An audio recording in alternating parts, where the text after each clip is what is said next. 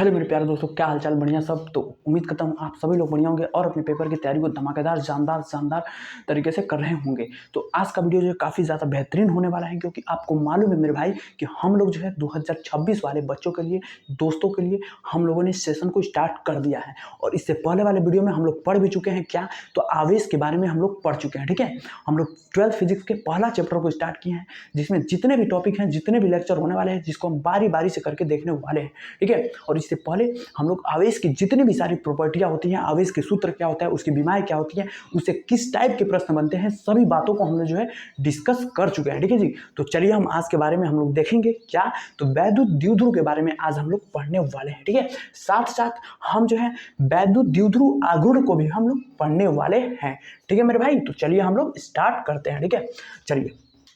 तो वैद्युत द्विध्रुव क्या कहता है जी?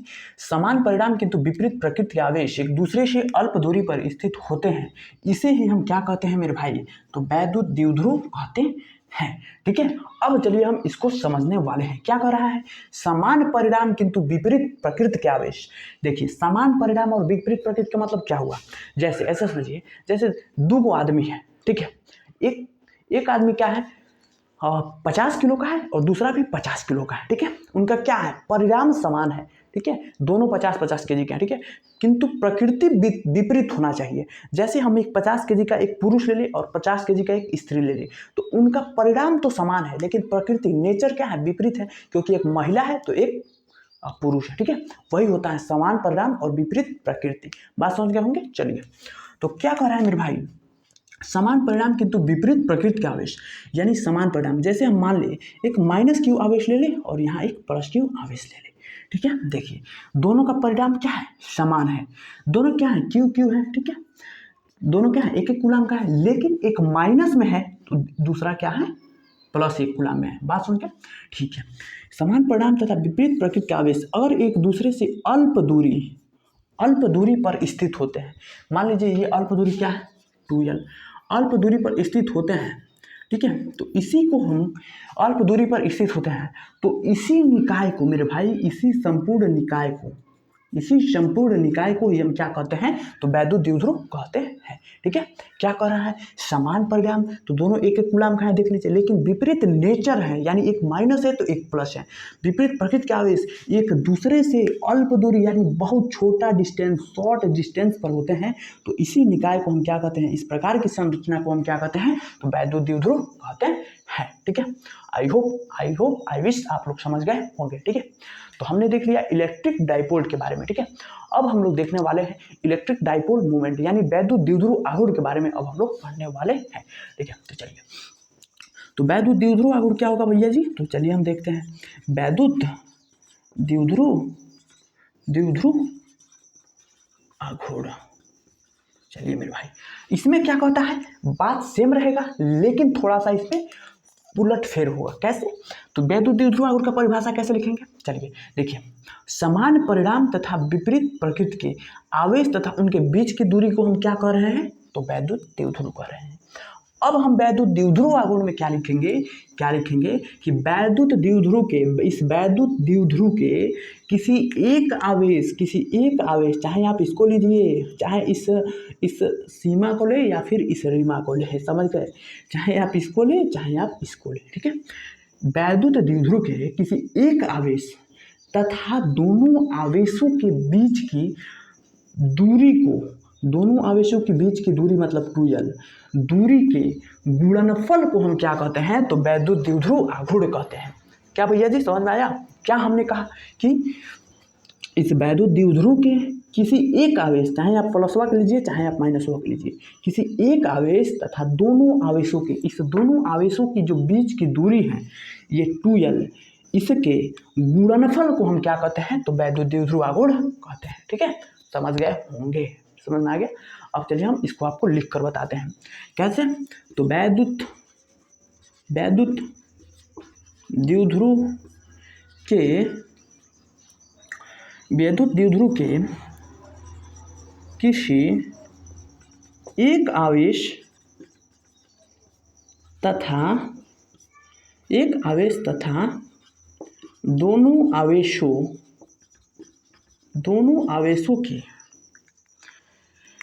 दोनों आवेशों के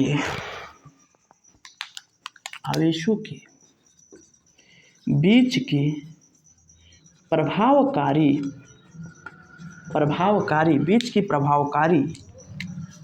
दूरी के गुणनफल को मेरे भाई क्या कहते हैं, तो वैद्युत द्विध्रुव आघूर्ण कहते हैं। समझ गए क्या हमने कहा कि वैद्युत द्विध्रुव के किसी एक आवेश तथा दोनों आवेशों के बीच की जो दूरी है 2l, इन्हीं दोनों के गुणनफल को हम क्या कहते हैं, तो वैद्युत द्विध्रुव आघूर्ण कहते हैं।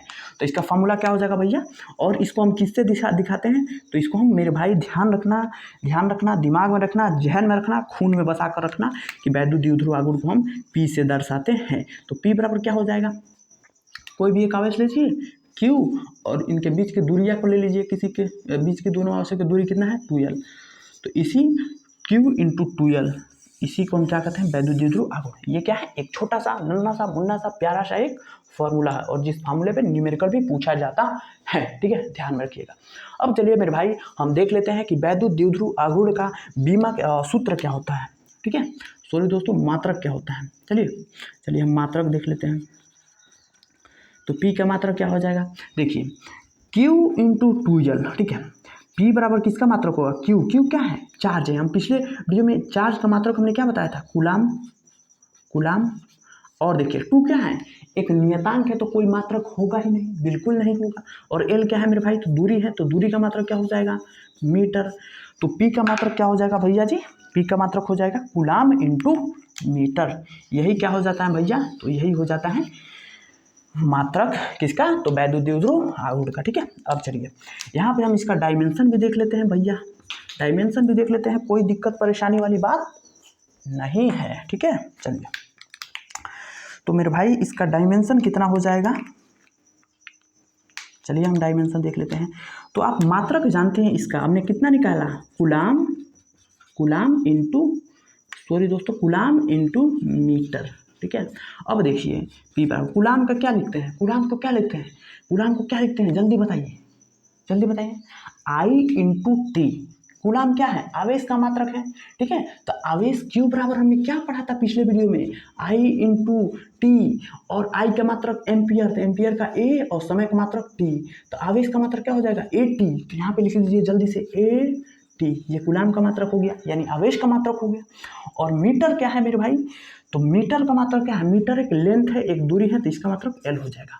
तो फाइनली इसका बीमा क्या हो जाएगा, LTA, ठीक है, LTA, यही क्या हो जाता है, वैद्युत द्विध्रुव आघूर्ण का बीमा हो जाता है, ठीक है। तो हमने क्या पढ़ा था, P = Q × L, तो Q का बीमा हमने पता था, I × T से निकाल दिया AT, तो AT रख दिया, और मीटर का L रख दिया, तो LTA, यही होता है वैद्युत द्विध्रुव आघूर्ण का मात्रक हो जाता है, ठीक है।